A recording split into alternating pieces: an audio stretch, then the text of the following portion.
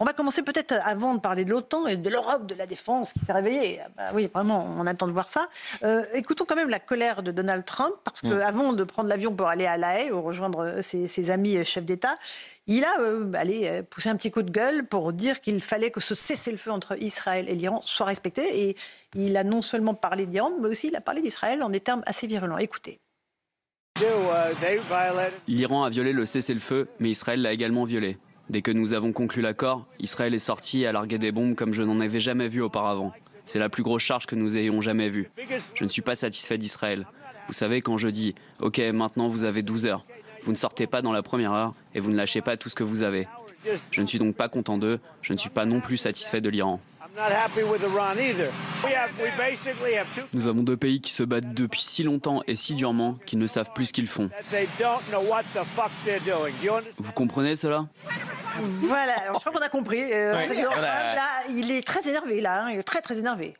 C'est du Trump pur jus, c'est le coup de force de Donald Trump. Il y avait un objectif, c'était d'annihiler la possibilité pour l'Iran de développer une bombe atomique. On voit bien que Trump n'avait pas pour cible tant le régime des mollahs, des islamistes, ce régime barbare qui opprime depuis tant de décennies le peuple iranien. Non, son objectif, c'était de rendre impossible ou de retarder un maximum le développement d'une bombe atomique par l'Iran. Maintenant que c'est fait, maintenant qu'il est intervenu, parce qu'il y avait aussi une forte demande évidemment du gouvernement israélien avec ces fameuses bombes qu'on a évoquées la semaine dernière, ces fameux bombardiers que possèdent seulement les États-Unis. Pour lui, c'est terminé. Il faut donc un cessez-le-feu entre Israël et l'Iran, sauf que c'est pas terminé pour les Iraniens qui ont violé ce cessez-le-feu en premier. Et ensuite, évidemment, il y a eu une réplique israélienne. La question, c'est les Iraniens n'arrêtent pas très bien.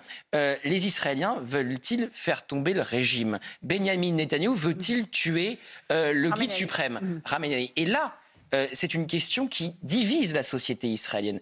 Parce que vous avez des Israéliens qui expliquent que ce n'est pas à nous à tuer le guide suprême, sinon on va se prendre des attentats en pagaille en réaction. C'est pas aux Israéliens de neutraliser. Alors, ça, on l'entend. Et puis il y a ceux qui vous disent il faut faire tomber ce régime barbare parce que tant qu'il sera là, il essaiera de développer une bombe atomique en cachette et puis après, il peut évidemment nous être très hostile quoi qu'il arrive. Comme toujours. Juste, on part en Israël rejoindre Frédéric Simon, le correspondant permanent d'Europe 1. Frédéric, bonsoir. Donald Trump, on le voit, continue de mettre la pression sur Israël. C'est bien cela ?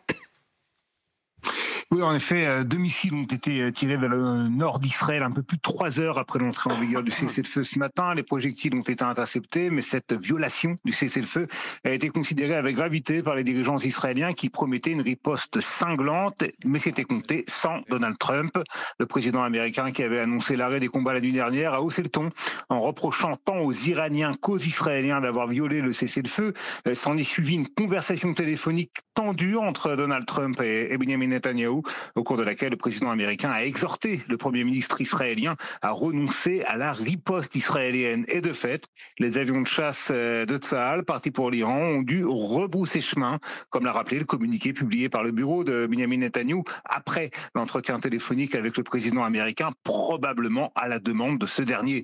Et dans le même communiqué, le Premier ministre israélien affirme que les objectifs de l'offensive israélienne en Iran, à savoir écarter les menaces nucléaires et balistiques du régime des Mollahs, ont été atteints. Merci beaucoup Frédéric Simon, correspondant permanent d'Europe 1. Patrick Martin-Genier, on voit que rien n'est simple, que le cessez-le-feu est instable, même si les deux parties désormais disent « ok, on va tenter de le respecter », mais tout peut basculer d'un moment à l'autre. Oui, tout peut basculer. La rupture du cessez-le-feu est intervenue simplement 2h30 après l'accord de paix qui avait été conclu par l'Iran, qui a envoyé des missiles. Donc l'Israël continue à être menacé par l'Iran. Bien évidemment qu'il ne faut faire aucune confiance à ce régime. Et s'agissant effectivement de la stratégie vis-à-vis de l'Iran, c'est vrai que la situation est très confuse. J'ai entendu le vice-président J.D. Vance déclarer aujourd'hui que la capacité d'uranium enrichi de l'Iran était tout à fait intacte, que rien n'avait été détruit. On ne sait pas aujourd'hui, effectivement, oui, il l'a dit J.D. Vance. Alors, on a l'impression qu'il y a une sorte de divergence dans l'exécutif. À quoi a servi cette opération si la capacité de l'Iran nucléaire demeure, persiste?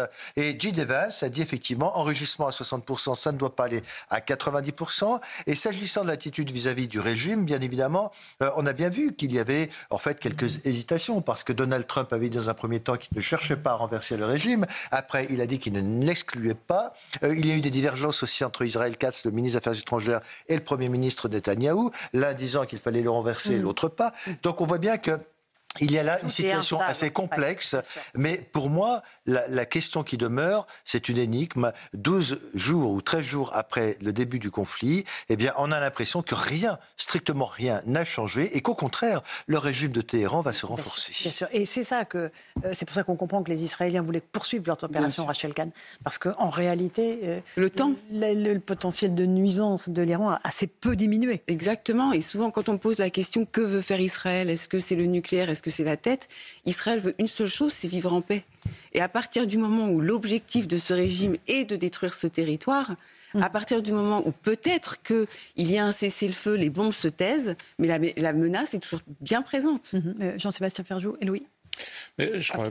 Oui, effectivement, et vous l'avez dit, il y a des divergences en Israël, mais Benjamin Netanyahou n'a jamais dit qu'il voulait changer le régime. À l'inverse, il a plutôt corrigé son ministre de la Défense, Israël Katz. Donald Trump, dans Air Force One, en route pour le sommet de la Haye, vient de dire qu'il était contre le changement de régime. Et tous les think tanks conservateurs républicains aux États-Unis sont sortis pour dire qu'il ne faut surtout pas rentrer dans cette guerre, qu'il n'y a rien à en gagner et que ça pourrait être finalement mené même à l'éradication de l'Amérique. Steve Bannon aussi l'a rappelé. Mais alors, ce qui est très étonnant, c'est qu'à l'instant même où nous nous parlons, il y a à Téhéran, vous disiez que le régime paraît renforcé, je ne sais pas s'il est renforcé, mais en tout cas, il y a une célébration, une parade de la victoire qui a été organisée dans le centre de Téhéran. On peut voir les images qui sont diffusées sur les réseaux sociaux. Les médias d'État iraniens parlent de triomphe historique pour l'armée iranienne et la foule scande longue vie à l'ayatollah Khamenei. Donc, probablement, enfin, il y a toujours de la démonstration et de l'affichage parce que les dégâts sont quand même si on ne sait pas exactement où on est le programme iranien,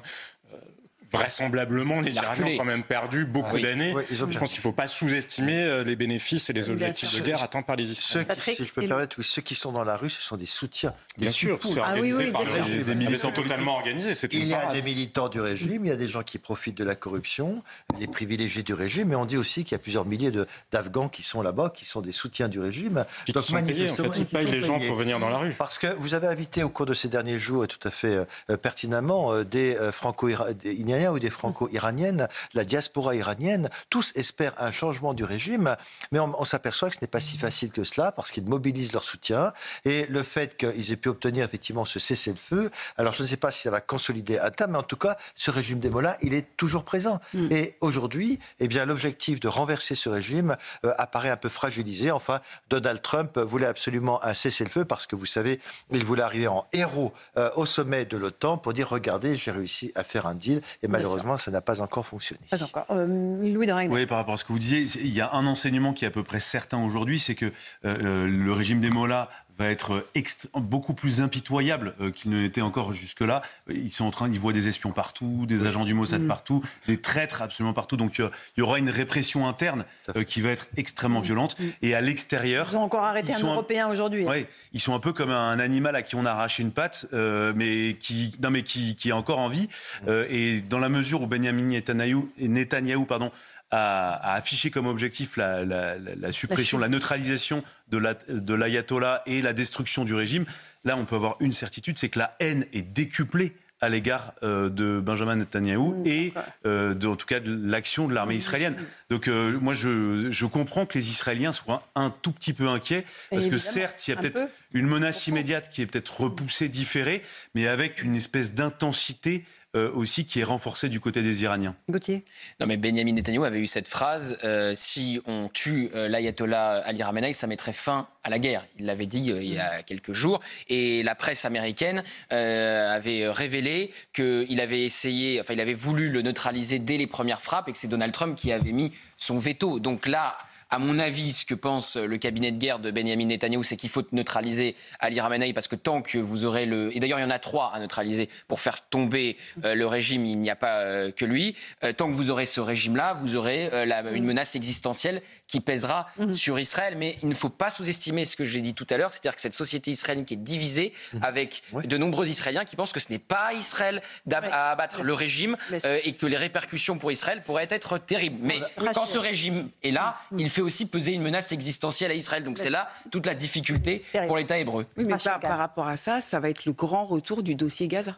C'est-à-dire que si Trump a voulu donc se cesser le feu au niveau du régime iranien, eh bien maintenant, concernant la division israélienne, il va y avoir une poussée pour qu'il y ait un autre cessez-le-feu sur l'autre front. Il y a aussi, effectivement, pour rebondir sur ce que disait Rachel, des divisions non seulement par rapport à l'Iran, mais aussi Gaza, tout à fait. Et le chef de l'opposition hier, Lapid, un ancien Premier ministre, a dit qu'il fallait cesser les hostilités à Gaza. Donc on voit bien aujourd'hui qu'il y a un vrai débat politique, parce qu'Israël est une démocratie. On est à peu près à un an, voire moins, des élections, des futures élections législatives. Donc il y a un vrai débat, sachant qu'il y a encore 47 otages retenus à Gaza, dont 29 seraient décédés. Donc, et donc la priorité aussi des familles, ne l'oublions pas, c'est le rapatriement des otages israéliens. Y compris des corps. Dernier mot, Éric Revel, avant la pause. Je crois qu'on ne renverse pas un régime aussi horrible soit-il en bombardant. Ça me paraît clair. Il y a aussi un sentiment... Ça aide, ça aide non, mais c'est pas possible. Attendez, enfin, ça paraît complètement fou. Il y a aussi une chose quand même si tout le monde... l'histoire nous montre que ça a fonctionné, Eric. Enfin, mais d'ailleurs, je pense que Donald Trump s'est rendu à cette idée. C'est-à-dire que renverser le régime des Mollahs en bombardant... ce qui se passe là avec les suppôts du régime Mollah à Téhéran en ce moment, c'est quoi ? Il joue sur la corde nationaliste. Vous avez un grand peuple qui est le peuple perse, qui est majoritaire en Iran. Et cette corde-là, elle a toujours fonctionné. Si vous dites que ce sont des étrangers qui vont imposer un nouveau régime à Téhéran, ça ne peut pas marcher. Maintenant, peut-être que le peuple est suffisamment terrorisé pour ne pas se soulever en interne et faire une nouvelle révolution pour renverser ce régime. Petite pause, on poursuit ce débat dans un instant sur CNews et sur Europe 1. On partira à La Haye. Le président Macron est déjà sur place. On attend Donald Trump d'une minute à l'autre. Évidemment, il sera question de cesser le feu avec entre Israël et l'Iran, mais aussi de l'Ukraine. Autre gros dossier et des dépenses. Il va falloir mettre plus d'argent sur la table pour l'OTAN. À tout de suite.